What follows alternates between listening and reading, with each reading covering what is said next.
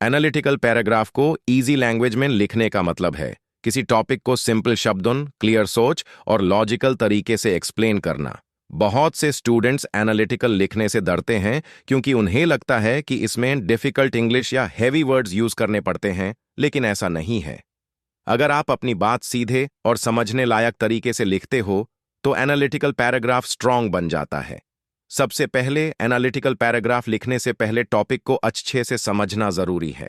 Topic का मतलब clear होगा तो लिखना इजी हो जाएगा। टॉपिक पढ़कर यह सोचो कि मैं आइडिया क्या है और इसके कौन कौन से पॉइंट्स हो सकते हैं। एनालिटिकल पैराग्राफ का मैं फोकस होता है क्यों और कैसे पर। सिर्फ फैक्ट्स लिखना काफी नहीं होता, उनके पीछे का रीजन भी बताना होता है।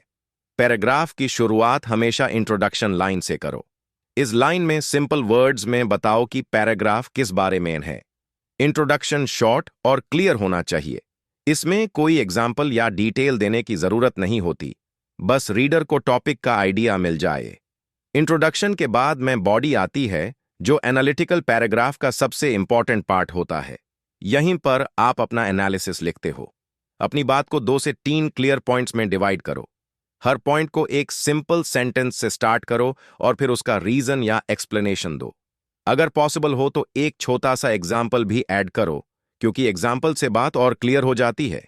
इजी लैंग्वेज यूज करने के लिए शॉर्ट सेंटेंसेस लिखो और डिफिकल्ट वर्ड्स अवॉइड करो। जैसे यूटिलाइजेशन की जगह यूज लिखो, नेगेटिव इम्पैक्ट की जगह बैड इफेक्ट लिख सकते हो।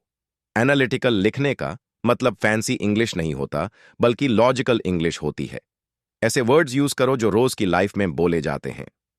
पैराग्राफ को स्मूथ बनाने के लिए कनेक्टर्स का यूज करो, जैसे because, so, therefore, however, for example, as a result. ये वर्ड्स सेंटेंसेस को जोड़ते हैं और पैराग्राफ को फ्लो देते हैं, लेकिन इनका ओवर यूज भी मत करो। अंत में कंक्लूजन लाइन लिखो।